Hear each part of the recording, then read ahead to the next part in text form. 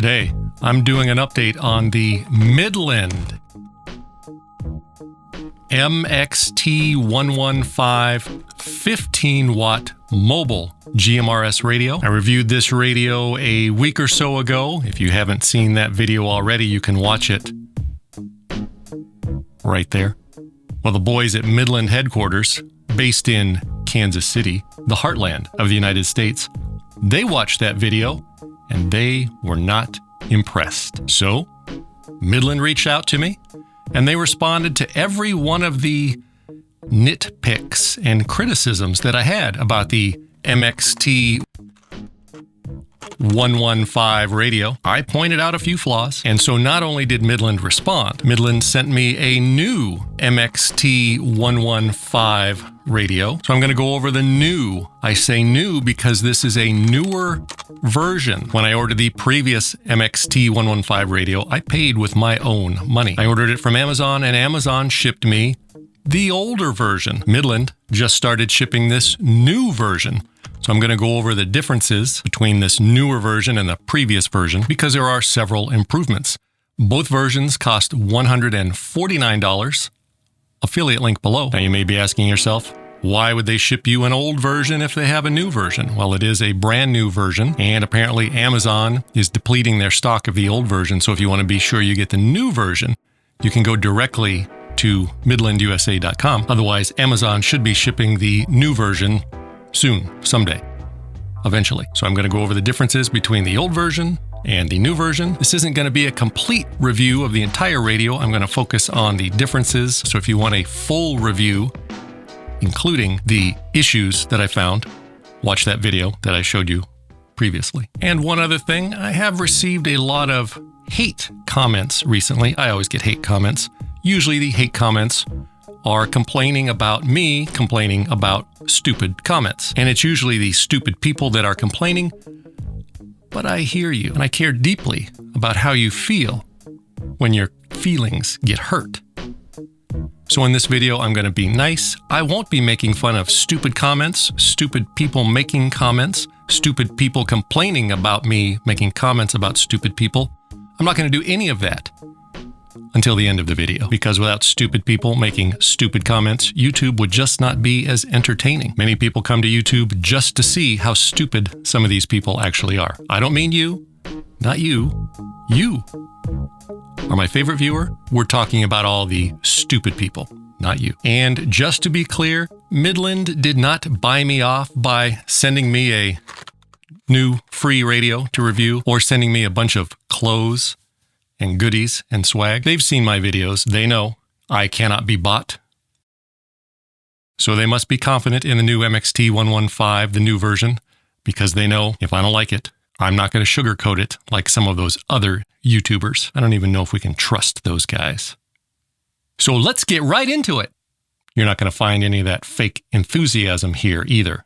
That's the number one way you know you can't trust those other YouTubers. So this is the new Midland MXT115 15-watt mobile GMRS radio. You do need an FCC GMRS license to use this radio if you're going to be talking. If you're going to be listening, no license is required. Our airwaves are free, given to us by Xenu for anyone to use. But if you want to use them in the United States, you've got to pay the FCC. So if you don't already have your FCC license, click there. There's a step-by-step instructions on my website on how to buy your GMRS license. 15 channels.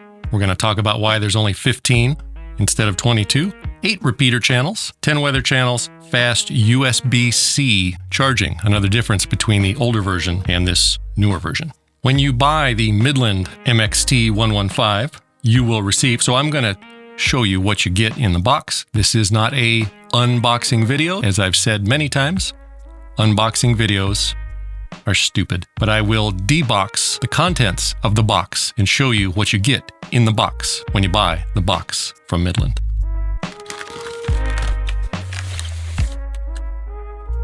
You get the user guide. You get a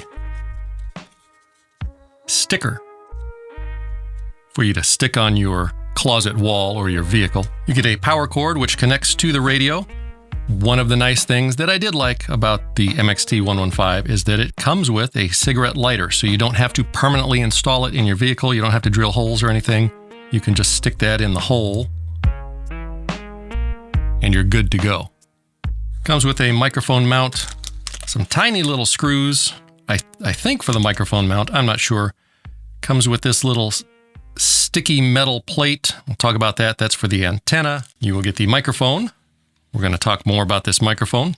And you will receive the radio itself, the Midland MXT115 15-watt GMRS mobile radio. It's got a mount on it and the plug, which goes there. So everything in the box with this new version is 99% the same as the previous version. The one thing, let's take this off. Gotta get that off.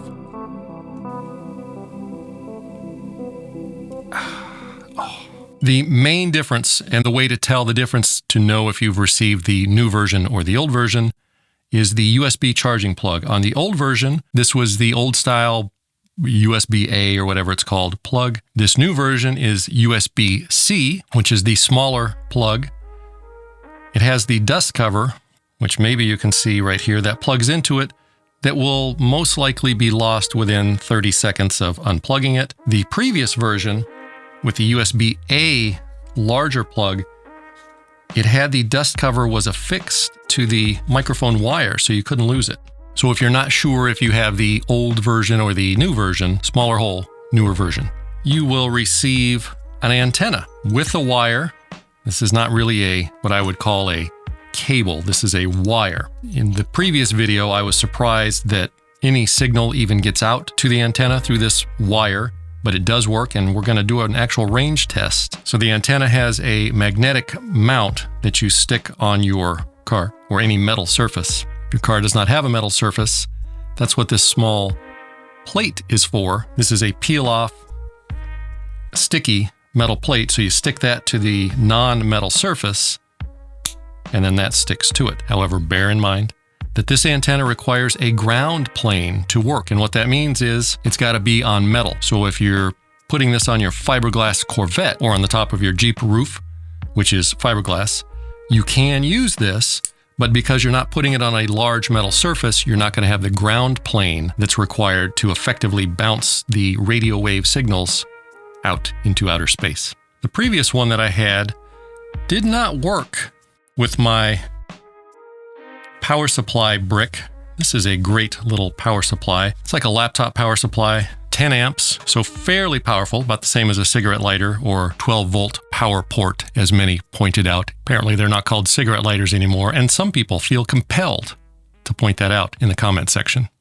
I do not care. So this gives you the same power, basically, as plugging into your cigarette lighter.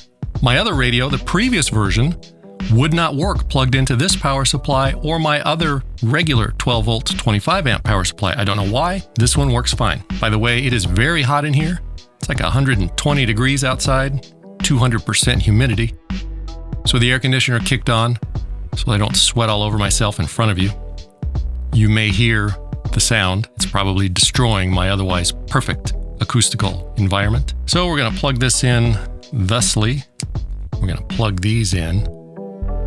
So one of the things that I did not like about the radio, which has not changed with this new version, is that the screen, it's still I don't want to say low resolution, it's a simple LED type display. So it's fine for showing the channels, but when you get into the settings, you get things like this on the display to show you what settings you're on.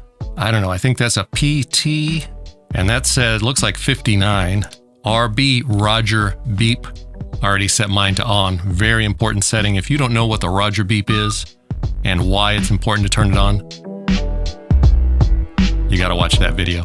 So it's not easy to read the display. Now, once you get it all set up, you probably will never need to read it again other than just reading the channels. And it is bright and clear, which is really what matters, but it is small. So the big difference with this radio, the one that was most important to me, probably the least important for the people that Midland is actually selling this radio to, is that the new version does support split tones for repeaters. What that means is, if you're using a repeater, some require 2 different tones. The radio has to send a tone to make the repeater listen to you, and then you have to program a tone for when you're listening to other people talk so that your radio will hear them. That's all it means, 2 tones.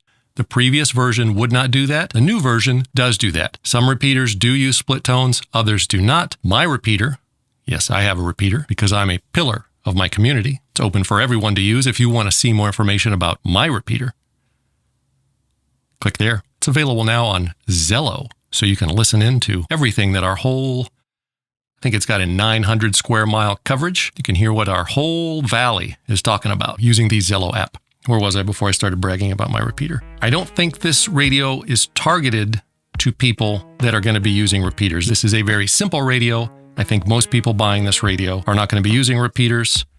If you need to use a lot of repeaters, I don't recommend this radio. But that is a huge update. Split tones. Now, one of the big issues that I had in the full review that I did was that GMRS, so this is a GMRS radio. GMRS has 22 channels, but the box very clearly says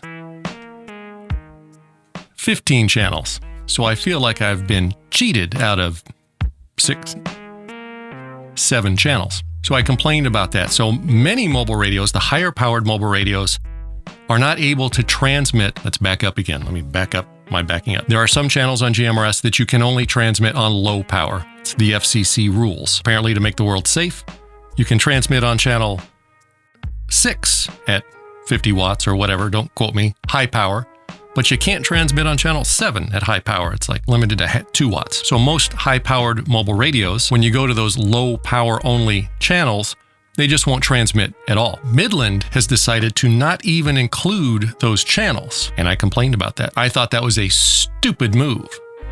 If I was designing radios, I would include the channels. Midland's response, and the reason that they just skipped those channels, is that many people found it confusing, and they didn't want people thinking their radio was defective because they didn't know it couldn't transmit, and that you tried to transmit and you can't talk. So Midland just removed those channels, and to be honest, the very first time I used a high-powered GMRS radio, I went to one of those channels, I tried to transmit, I couldn't.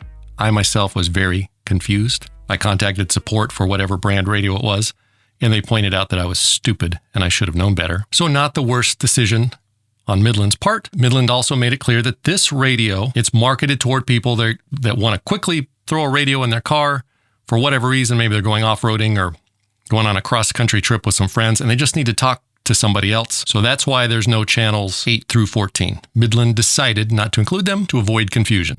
Okay, fair enough. Another thing on the box, 142 privacy codes.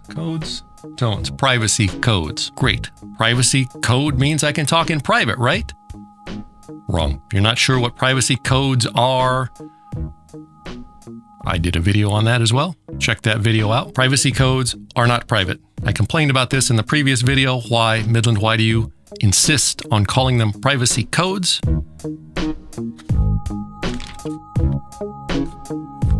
When they're not private, Midland's response is that privacy code is an industry standard term, so they keep calling them privacy codes. Most other radio companies also use the term privacy code, although I would think that some company would want to stand out above the others and be the first to be more honest with their descriptions, even if it's not an industry standard, and call them something else, like nuisance codes, because that's really what it is. It's a non-nuisance code, because what they do is they make it so you don't hear other people talking. Other people can still hear you talking. Watch that video to understand it. So they should be called non-nuisance codes. Midland, take it up with the marketing people. Non-nuisance codes. Be the first. Stand out above the rest. Be an industry leader. So until they do that, they're going to continue to call them privacy codes. Okay.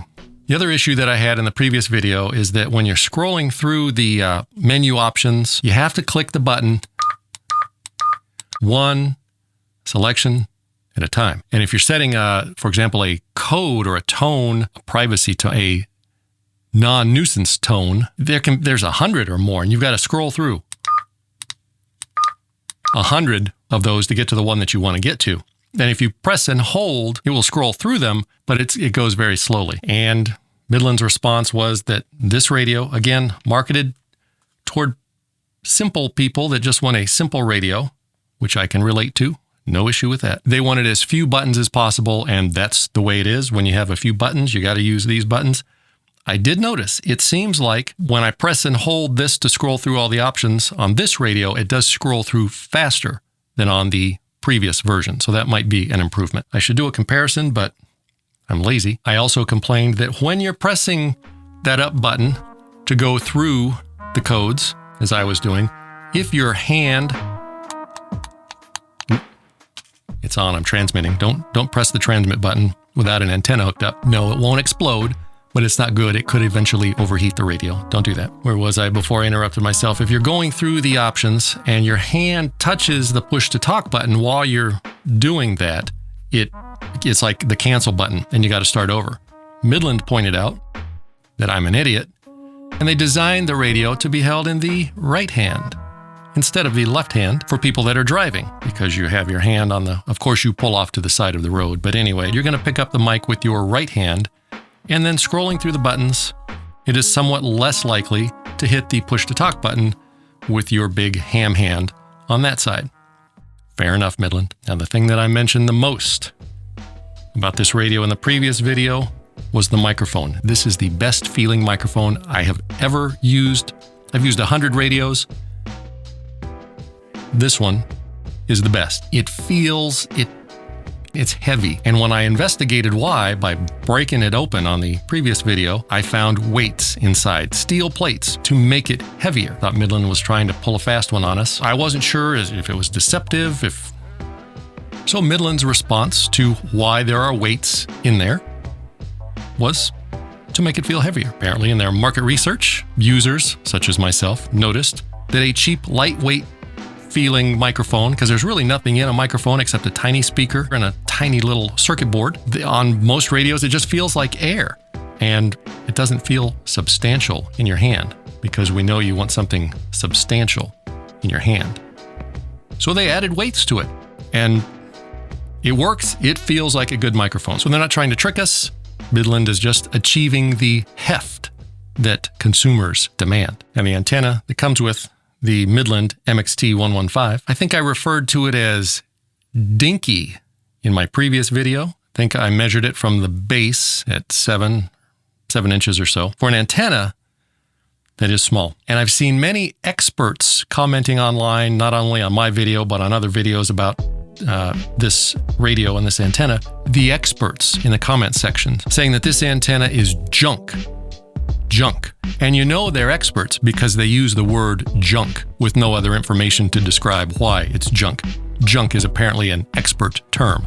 So when you see somebody saying it's junk, you know they really know what they're talking about. In my previous test, it actually worked fairly well, even though the cable, it's not a cable, it's a wire. And GMRS transmits at high frequencies, UHF, ultra high frequency, 462, 467 megahertz. At those high frequencies, you need to use a really good cable, shielded cable. Otherwise, the signal will just bleed out. It will leak out in the wire, in the cable, before it even gets to the antenna. So what I did this time was I tested the antenna right here in the studio so you could see. Now, as you can see, there is no car in here for me to stick the magnetic antenna on top of. So I did the good old pie pan trick using a small pie pan or cooking as my ground plane. So this is far from ideal conditions. I stuck the antenna there, connected up the radio, and I called a couple of friends on simplex, no repeaters. I called out to my friend Chris. Chris is listening on a handheld, and he has a Slim Jim antenna hanging out his window 10.3 miles away from where I'm sitting. Chris, South Fontucky. How am I coming in there? Give me a 5 count. 1, 2, 3, 4, 5. You're coming in with 3/4 bars. Very strong signal, clear. Coming in good. How am I sounding there? And do you have your phone so you can record this? It's coming in very clear. Nice. I sent you the file, the recording. 10 miles on the junk as the experts call it, antenna with no real ground plane, just that. I then called my other friend, still on simplex, 13 miles away. He was on his mobile radio, so he had an external mobile antenna on his car. So even though his radio shows the name of a repeater, if you're familiar with repeaters in our area, he was in simplex and I was talking to him in simplex mode. I didn't even program that repeater into this radio. So this is simplex, direct, radio to radio, 13 miles away. Testing 1, 2, 1, 2. How do we sound? 13 miles away. Audio check 1, 2, 1, 2. Standing by. So as you can see, despite what the experts say, the antenna is not bad. It is surprisingly good. Now there was much discussion and complaint by me, about it being narrow band only. The new version is still narrow band only. And what that means is, because there is much confusion and much misinformation and just stupidity, I should make a video. Someday I'm gonna put that on my list. I'm gonna make a video, the difference between narrow band and wide band. Most radios are wide band radios. Midland, still making their radios narrow band. It basically means if you're talking on a narrow band radio, your volume level range is here to here. If you're talking on a wide band radio, your volume level modulation level is here to here. You got more room for your modulation. So what it means is if you're talking on a narrow band radio to a wide band radio, your volume in many cases will sound lower. When you're talking on the wide band radio to the narrow band radio, the volume in many cases, not always, might sound over-modulated or clipping. It will sound blah, blah, blah. Yeah, it may not sound good. Not always. It depends on many factors. Most importantly, the modulation level that the person is talking, how loudly they're talking, and number two, the strength of the signal. My biggest complaint usually with narrow band is that I'm on my wide band radio because wider is better. They're on their narrow band radio. I can't hear them. With a strong signal, I would hear them fine. As they get farther away and their signal is weaker, the static level goes up and gets higher. Their voice stays here. So when they've got a strong signal, the static level is down here. I'm not hearing them so badly. As they get farther away, the static level gets higher, their volume level stays down here, and that's when it becomes an issue with the weaker signal. Static is loud, talking is not loud. It's not always an issue, but it is often an issue, but not always. Hopefully someday Midland will start making some wideband radios, and then the world would be complete. The TLDR for you ADD tards. The new version 2 of the Midland MXT115 15-watt mobile radio. Affiliate links below. It is a beginner's radio. It's not marketed toward us radio dorks. It's marketed to somebody that just needs a radio to talk on, stick it in the car, turn it on, push the button and talk to somebody. Very good radio. Does the job just fine. That's it. I think I've covered everything. If I missed anything or if you have questions, leave a comment below. I will do my best to answer. If I'm not able to answer, don't worry. Someone else will come along, an expert. No doubt an expert will come along and try to answer it. But remember, most people leaving comments on YouTube are complete jackholes and have no idea what they're saying. So bear that in mind. Thank you for watching. And oh, one other thing that I almost forgot to mention about idiots posting on YouTube is that they are